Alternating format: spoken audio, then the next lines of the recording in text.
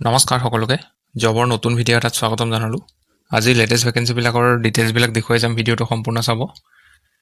1 number ভেকেঞ্চিটো আপোনালোকৰ গুৱাহাটীৰ ফালৰ পৰা আহিছে। পোষ্ট আছে ৰিচিপশ্যনিষ্ট। কাষত আপোনালোকৰ চেলাৰীবিলাক মেনশ্যন কৰা আছে, ইয়াত চেলাৰীখিনি চাই ল'ব।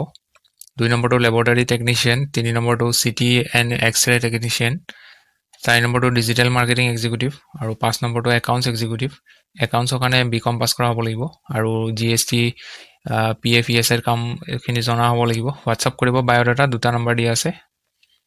2 নম্বৰ ভেকেঞ্চি আহিছে টিচাৰ্ছৰ vacancy, PGT physics, PGT chemistry, PGT English, PGT social studies আৰু লগতে আপোনালোকৰ ৰিচিপশ্যনিষ্টৰ ভেকেঞ্চি আছে।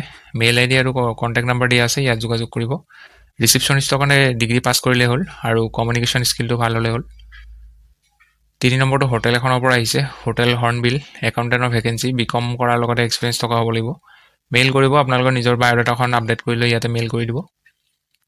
4 নম্বৰ ভেকেঞ্চিটো ইণ্টাৰনেশ্যনেল একাডেমী অফ স্কলাৰ্ছ, বঙাইগাঁৱৰ ফালৰ পৰা আহিছে, CBSE এফিলিয়েটেড স্কুল হয়।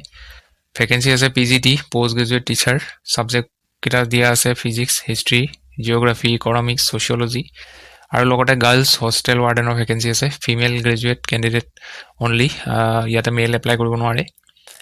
Attractive salary to deserving candidate, যিসকল কেণ্ডিডেট ডিজাৰ্ভ কৰিব তেওঁলোকক ভাল চেলাৰী দিব। স্কুলৰ মেইল ID দিয়া আছে, অফিচিয়েল মেইল IDত বায়'ডাটা চেণ্ড কৰি দিব। 5 নম্বৰ ভেকেঞ্চিটো চেলছ এক্সিকিউটিভৰ ভেকেঞ্চি হয়, চিমেণ্ট ইণ্ডাষ্ট্ৰী হয় এইটো। লোকেশ্যন আপোনালোকৰ তিনিচুকীয়া, ডিব্ৰুগড়, গোলাঘাট, তেজপুৰ, গুৱাহাটী, বৰপেটা ৰোড।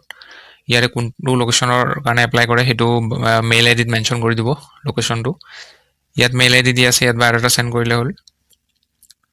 পিছৰ ভেকেঞ্চিটো হাউচকিপিং কেয়াৰটেকাৰ, কিটচেন হেল্পাৰৰ ভেকেঞ্চি আছে, ফুল টাইম ভেকেঞ্চি। ইয়াত কোনো কোৱালিফিকেশ্যনৰ কথা মেনশ্যন কৰা নাই, ইয়াত নহ'লেও হ'ব, কোৱালিফিকেশ্যন মেটাৰ নকৰে।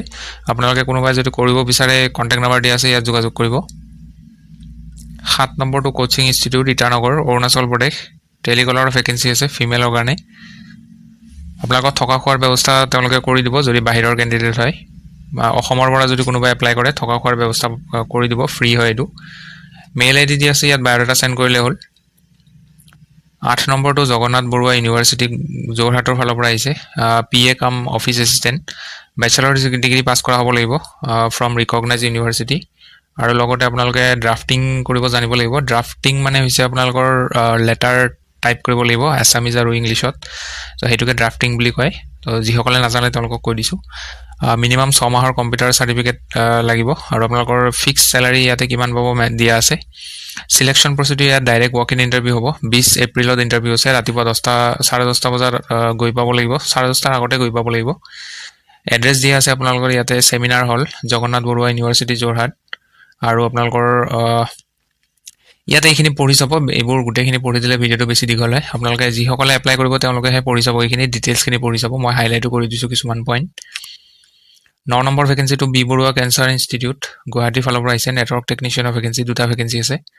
কোৱালিফিকেশ্যনত হায়াৰ ছেকেণ্ডেৰী পাছ কৰাৰ লগতে 6 মাহৰ কম্পিউটাৰ চাৰ্টিফিকেট কৰ্চ যদি কৰা আছে হাৰ্ডৱেৰ এণ্ড নেটৱৰ্কিঙত এপ্লাই কৰিব পাৰে, বা যদি আপোনালোকৰ any graduate in IT field, information টেকন'লজিত যদি কিবা ডিগ্ৰী লোৱা আছে এপ্লাই কৰিব পাৰে।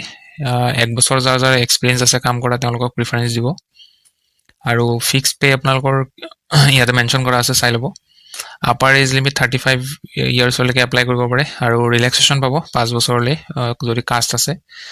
চিলেকশ্যন প্ৰচিডিউৰ আপোনালোকৰ 21 এপ্ৰিলত ইণ্টাৰভিউ আছে, ৰাতিপুৱা 11টা বজাৰ পৰা ষ্টাৰ্ট হ'ব। গতিকে ৰিপৰ্টিং টাইম আপোনালোকৰ 10:30 আগতে গৈ পাব লাগিব।